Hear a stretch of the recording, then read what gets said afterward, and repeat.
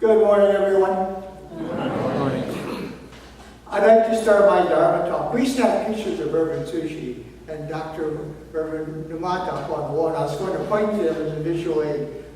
Well, the pictures aren't there anymore, so scratch one visual aid. I'd like to begin my Dharma talk with a quote from Reverend Sushi. And he writes, "It is a common belief that enlightenment occurs suddenly, and that it is the single great religious experience of life. But enlightenment is a growing experience that never stops. Each day we experience the joys and sadness of life, and with each living experience we come to a deeper understanding of the totality of life, its beauty, its ugliness, its successes and failures, victories and defeats, birth and death. Every activity of life has absolute meaning. For every motion, however insignificant, is enlightenment experience." Unlike many in our Sangha, I grew up in a Buddhist family, and I married into a Buddhist family. And this is certainly part of the causes and conditions that came together to start me on the Buddhist path. Nori's father, Reverend Shingetsu Akahoshi, comes from 13 generations of Buddhist priests with their home temple, Shohoji, in Kumamoto, Japan. He graduated at the top of his class at the Honganji-sponsored Ryukoku University, and after serving a year and died in China, came to the United States on September 1st, 1930, to continue his overseas ministry. He served in San Francisco, where, as the secretary of then Bishop Kenju Masuyama, he helped oversee the building of the San Francisco Buddhist Temple. He next served at Salt Lake Buddhist Temple in Utah, which also served as the base for his mobile ministry, driving a circuit covering many of our mountain states as he went to railroad and logging camps to service the Japanese Buddhists working there. His next post was in Gardena, California. But with the advent of World War II, my father-in-law continued his ministry in the incarceration camps during the war. After the war, my father-in-law served at the Wahiawa Honganji mission in Hawaii, and finally at the Secret Buddhist Temple, where I dated and married Nori.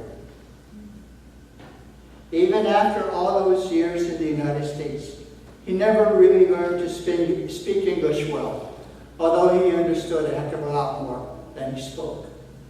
But through the way he lived, and with my very haltingly laughable Japanese, and especially with Nori's help, we were able to talk about Buddhism and how he looked at things. As for my parents, Kilmi and Ellen Nakamura, their parents came to the United States from Kumamoto and Hiroshima, Japan around 1913, and my parents were born in Central California. They were active in the Buddhist movement as teenagers before World War II, and they continued their activities in the drone and war relocation camps in Arkansas. In 1943, my mother was selected as one of about a dozen Buddhists to participate in a meeting in Salt Lake City.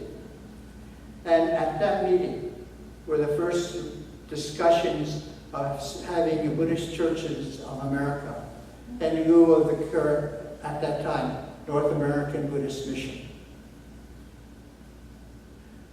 After 1945, after leaving the camps, they went to Seabrook, New Jersey, and helped start the Seabrook Buddhist Temple. Throughout their lives, my parents remained active and involved in the life of the temple. I remember going to Dharma school regularly, starting from really young. I remember stopping during the spring and the summer, stopping along the road to pick flowers for the Naiji in order to save money for the temple.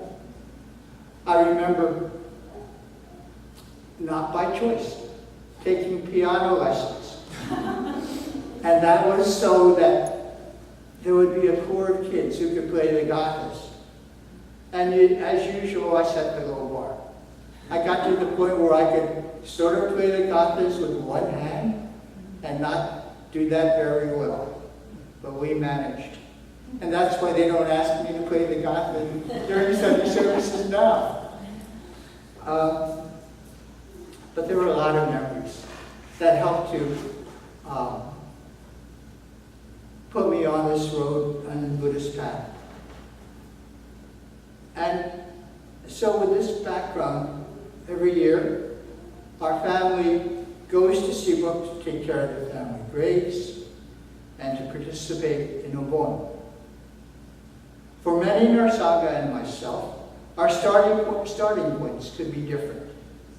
Each of you have your own story. Each of you have your own causes and conditions that brought you on the Buddhist path. But in continuing on this Buddhist path, there is probably a lot we have in common. For, as Reverend Tsuji said, the Buddhist path of enlightenment is a path of human experience.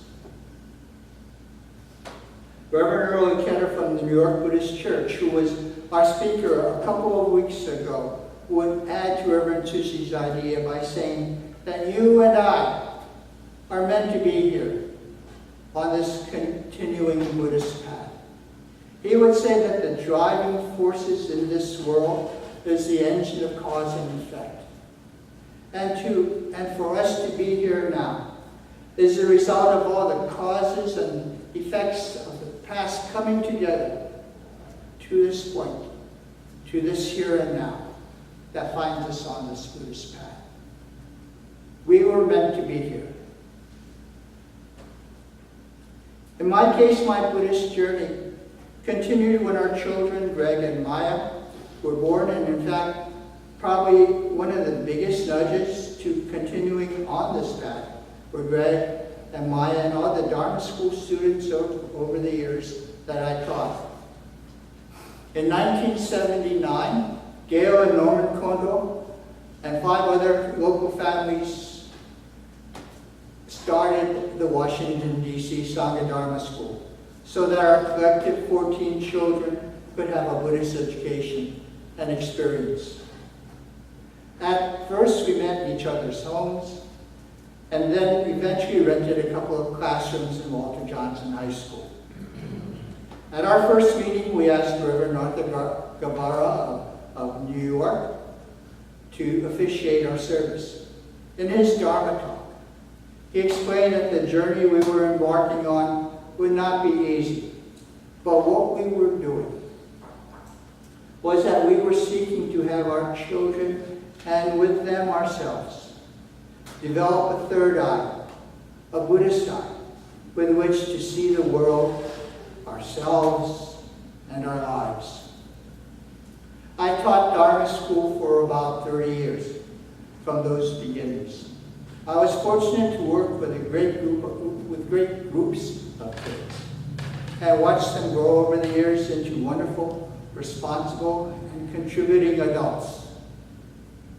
I had to study and read like crazy just to keep ahead of them and keep asking myself, how does this fit together? Does it make sense? And as many of you know, when you teach something, you have to learn it, and you have to organize it yourself in your own mind so that you can stand there and talk to the kids. These kids were my bodhisattvas. They were Amita's voice calling me to learn and look at myself in this process. Because of these kids, I can recite the 4 characteristics of life, the 4 noble truths, the Eightfold Path, the 5 precepts, the 8 sufferings, and so on. And there's absolutely no way that with our Dharma school students, I would have learned and studied this stuff at all. So they were my bodhisattvas. Learning with our Dharma school kids, I started to develop this third eye, this Buddhist eye. In the 1980s, because of an EKG, a heart abnormality was discovered. My PCP at the time wanted me to have a catheterization, but I was working for the Congress at that time. And as she tried to arrange a date for the procedure, I kept saying, no, I can't do it that day. I got a hearing that day. Or, no, I can't do it that day because I got these meetings scheduled. Or, no, I can't do it that day because there's a briefing coming up and I got to prepare for the briefing. And then she slammed her hand on the table and said, you got your priorities all wrong. Let's do this scheduling again. And so we sat down and we worked out a schedule. And one day as I was driving home prior to the procedure, for some reason I asked myself, do I believe this stuff that I've been telling the kids? And I came to the conclusion, the realization, that yes, I did. That life is impermanent. But even at that, we are all encompassed and amid His infinite wisdom and His infinite compassion. And we are all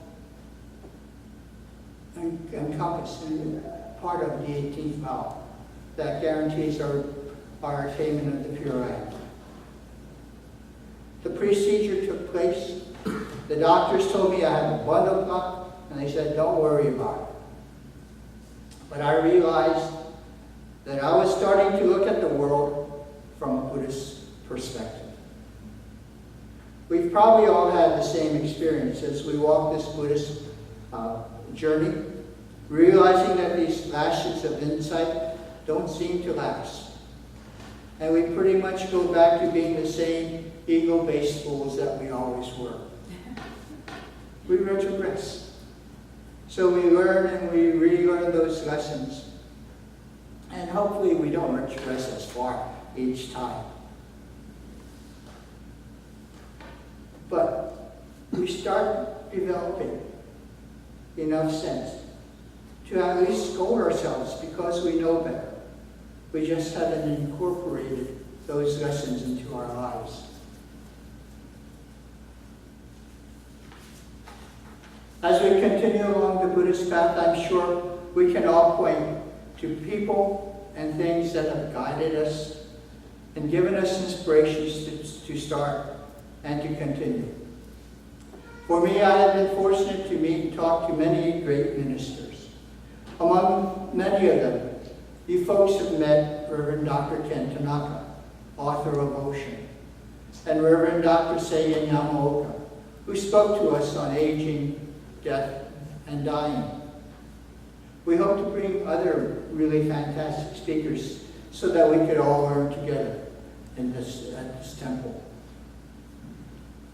Many of you didn't have the opportunity to meet Reverend Ken Nakamura, Ekoji's founding minister, and listen to his wonderful wisdom and not so good jokes.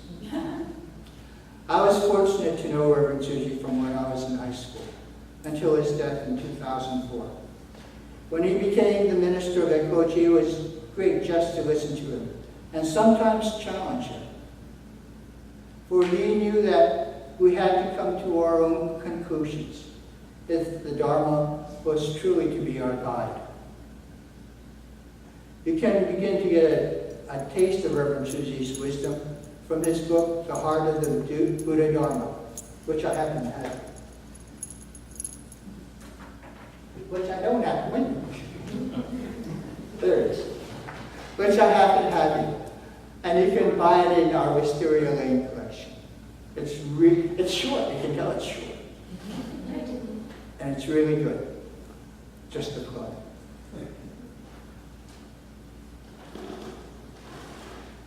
As Reverend Tsuji said, enlightenment is a growing experience that never stops. And so the journey in our spiritual growth continues. Through our open Dharma discussions in our Buddhist study group with Anne Stegner, I keep learning and thinking about things because of my new bodhisattvas, our Sangha members. It was recently through our book readings and discussions that I came to look at our awakening in another light. I had always believed that with our death, we would lose our ego and become one with Amida and the Dharma. But in our discussions, I learned that we can have an awakening of faith in Amida's wisdom and compassion in this life. That awakening is nowhere near the experience of Siddhartha, but in its own way, it leads us to a path, leads us to a peace of heart that reflects in our daily lives. Reverend Marvin Harada of the Orange County Buddhist Church said in an online seminar that we listened to in the discussion group, quote, "Once we had an understanding about our own death, our own mortality, everything else becomes a piece of cake." Our Sangha member Vicky, a cancer survivor, shared with the group how after her cancer, she started looking at the world differently, and that for many things, what were once big things to her didn't seem quite so big and important anymore. The third eye of the Buddha. As we went to the family grave in Seabrook to offer Gasho and have a short service this past Obon, there were many memories of my parents and grandparents. For instance, I remember my mother in her last days reminding me, after a particularly frazzling day, that there were no worries in the pyramid. But I think as I continue on this Buddhist path, I hope to end up where my grandmother did. She lived with us in New Jersey, and I remember seeing her Gasho every night in deep spiritual reverence, and I believe in gratitude, to the moon each night. I'm not sure quite why the moon. They say that we have to have an object in the Naiji because we as human beings need something to point to extend our gratitude. So she used the moon since it was fairly constant. But I don't think she could recite the Four Noble Truths, the Eightfold Path, the four characteristics of life, the five precepts, the 8 sufferings. For our Western minds, perhaps knowing these things may be essential in our growth. But perhaps in the end, maybe those things aren't important. Perhaps they become part of Vicky's not so big things. I believe my grandmother had an entrusting heart in the infinite wisdom and the infinite compassion of the Buddha Dharma, and in the 18th vow guaranteeing that all sentient beings would attain pure light. I think her entrusting heart was enough, and it gave her a peaceful heart with which to live life. You know, a while back, my cousin Ken Nakamura gave me a t-shirt, my second visual aid. Actually, not my first.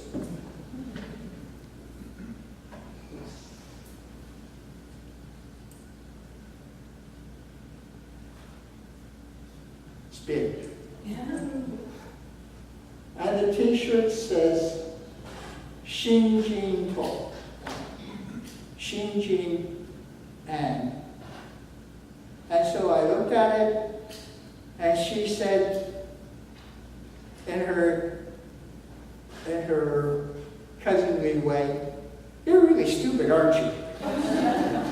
It means Shinjin. If you have Shinjin, the entrusting heart, you don't need anything else. There is nothing more. Shinjin To, Shinjin and nothing. The entrusting heart. And nothing else is needed. So after all these years, I think thinking back to Irene's t-shirt and my memories of my grandmother, I think I'm beginning to understand. As I close my Dharma talk, I am always reminded of the advice that my father-in-law gave me. Actually, he gave it to me several times. He said I should end by reading something of substance so that I won't have wasted all your time totally. I used to tell my Dharma school students that we take this journey on the Buddhist path, that as we take this journey on this Buddhist path, Amida Buddha calls to us constantly to understand ourselves and to live the Dharma. So I tell you all, I rejoice in our walking the Buddhist path together so that we can help each other along the way. And again, I call on Reverend Tuji's wisdom to guide us both in this journey of spiritual growth and religious understanding. He writes, listen to the voice of the Dharma. Listen to the birds singing in the morning, the wind sighing in the boughs overhead, the roar of the waves on the beach. Listen to the rain on the roof and the snow falling in the field. The Dharma speaks to us through the sounds of the world, forcefully, eloquently, beautifully. It speaks of the unending change around us, the immutable truth of interdependence, and the peace in nature. Do we have the ears to hear and listen? Listen to the Nembutsu and the Hondo. Listen to the noble silence of the Buddha. Now, Namo Amida.